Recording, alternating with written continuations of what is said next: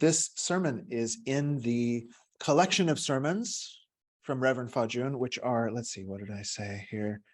Terms you'll be hearing more and more, but no one ever takes the time to define.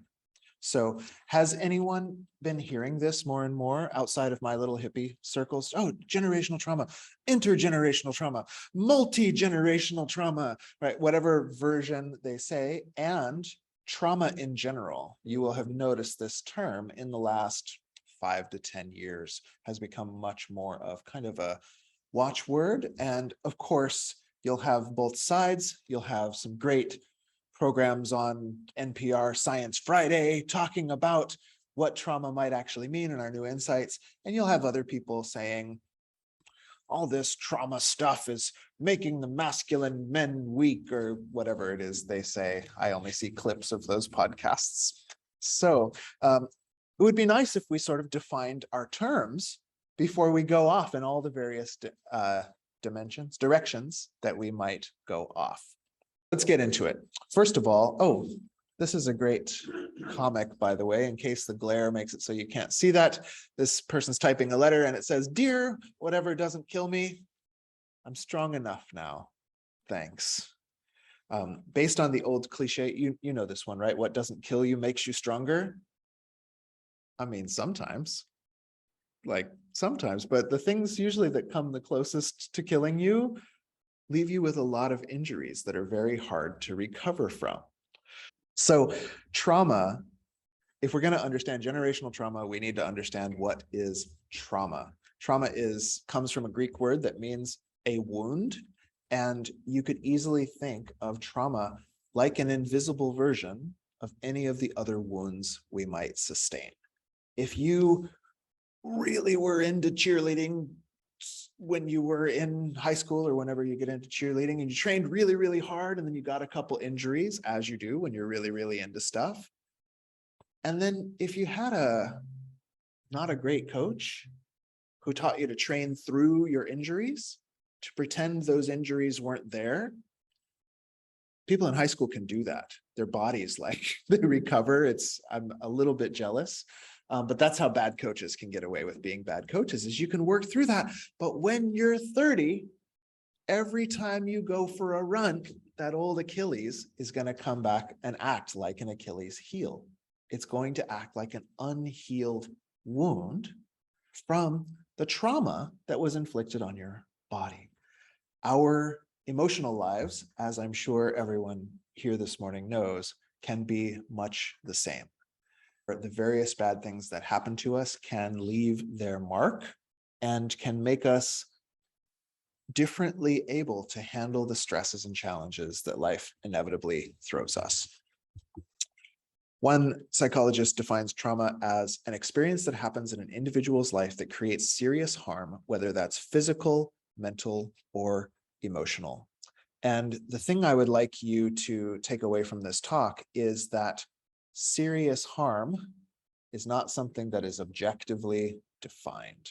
What is serious harm for one person might not be serious harm for another, or might be extreme harm for another. So a definition that some trauma therapists will give that works really well is that trauma, particularly of the type that becomes unresolved trauma, or the type that becomes complex trauma, or that leads to post-traumatic stress disorder, is a stimulus, a challenging stimulus that you did not or do not have the resources to integrate. A challenging stimulus, a wound that you did not or do not have the resources to integrate. If you're one of those blessed people who has a secure attachment relationship in your early life, you have someone who feels safe, who you look at them and you go, oh, they're feeling me. I feel felt by you. That type of relationship inoculates you against having this type of unresolved trauma that sits in our body for a long time. If you, in your adult life, undergo something life-changing, but you have a lot of friends around you, it's much less likely that that's going to get stuck in your emotional body in the way that it will if you don't have a lot of friends around you that you can trust. So we can think of the trauma as not what happened. I was in a car accident. My father left when I was however many years old. Whatever it was, not what happened, but what happened compared to the resources that we had to integrate. Okay, so trauma, challenging stimuli. You don't have the resources to integrate. It may sometimes, as I mentioned, seem like people can be overusing this term in recent years, but we must also consider that in previous eras, we might have just been in denial. In previous eras, instead of saying my trauma, you might just go and drink more. In previous eras, instead of saying my trauma, you might just go and be a more aggressive or violent person, as people continue to do in our current era. So at the risk of over-diagnosis by unprofessionals on the internet, I think it might be a good thing if we look around with trauma-colored glasses and for a little while just see unresolved trauma everywhere. In fact, if you look with those trauma-informed glasses at our society, you will see unresolved trauma everywhere. Okay, that's trauma. What is generational trauma? So in the 1960s, a psychiatrist, Vivian Rakoff, first introduced the concept of intergenerational trauma as it related to the children of Holocaust survivors. So this research has been around since 1966. That original theory has kind of been debunked and changed, but the idea that intergenerational trauma is a thing has remained and has been refined. In an article from Duke University, they say that there are many mechanisms by which trauma can be passed on through generations, such as DNA modifications. Okay, we'll get back to that. This is Duke University. This is not the random New Age book I also read this week. This is okay. DNA modifications in utero, through memory, through cultural messages and conditioning, through cultural patterns, through cumulative emotional wounding, through dominant family narratives, through here's that universalist one that we gotta watch out for, through normalization of hatred, cruelty, and dehumanization toward others. Parents bypassing or not coping with their trauma, and aggressions and microaggressions.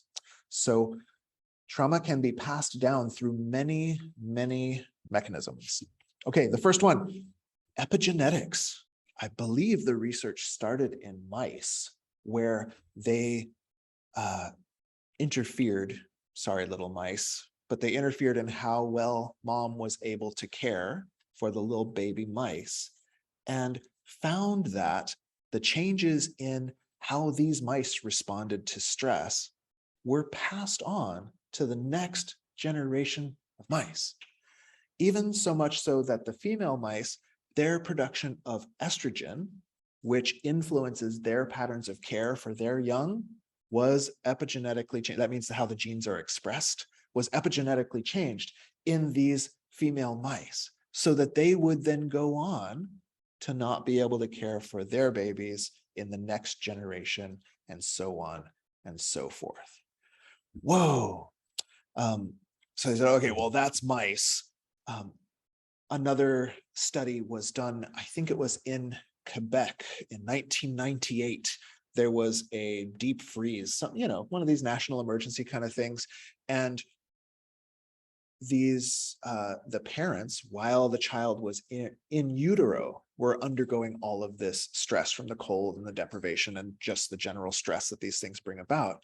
And they found, following these kids into their teen years, that things like inflammation and immunity and attention and mood were all affected specifically in those youth. So stuff that you might not even think about, like the mom or parent might be doing everything else right, And still, there are these sort of chemical factors that have passed on the experience of stress totally under the radar to a young person who just pops out. And they probably have their own best interest at heart, but they've got a little bigger amygdala, the sort of stress control center in your brain, or they've got a little bit more cortisol secretion, this sort of classic stress hormone. And this is going to influence them for the rest of their lives. This is going to impact how well they do at school.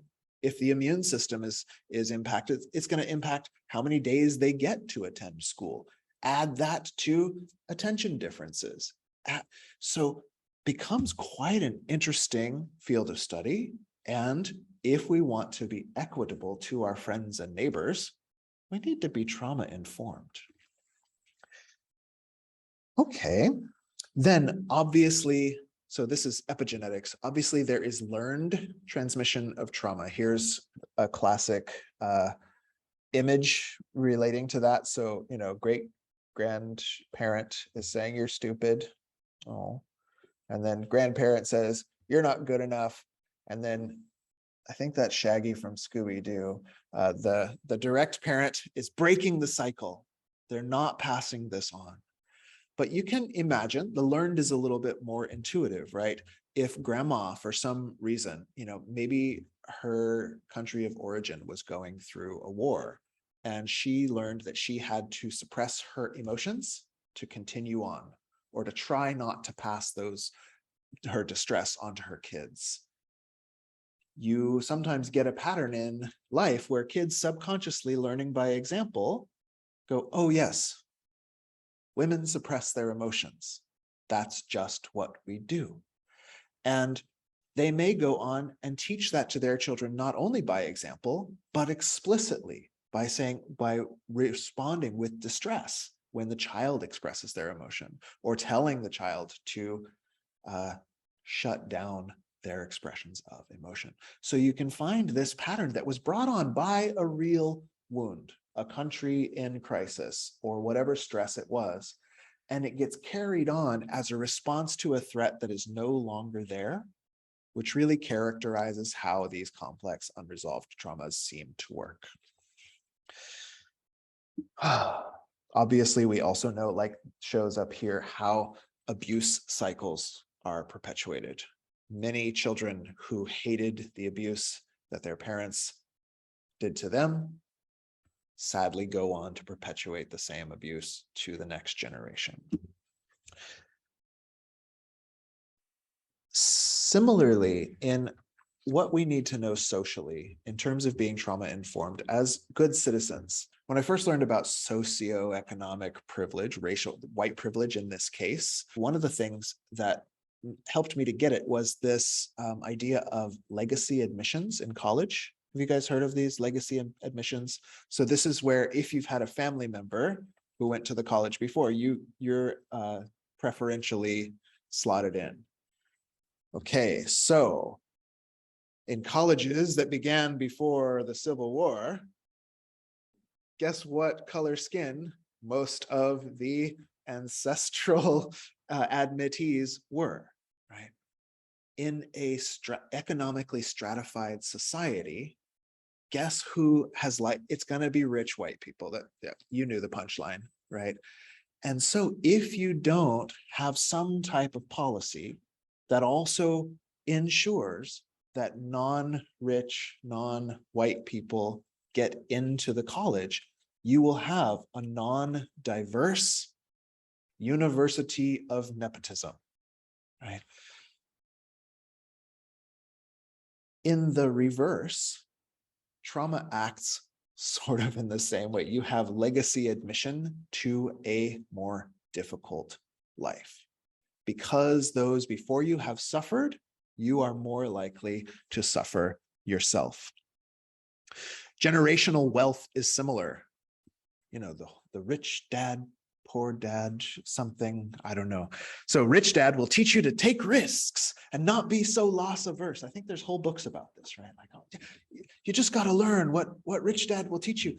But you got to know that, if rich dad has $1 billion and you lose $1 million, by taking risks and not being so loss averse, you're in a lot less trouble than poor dad who has 200 and you just lost 100. And that's the family's savings account. So these things get passed on. The short-term thinking that economists will, bemoan about upcoming generations, they're short-term thinkers. Where do you think that might be coming from, aside from the climate crisis?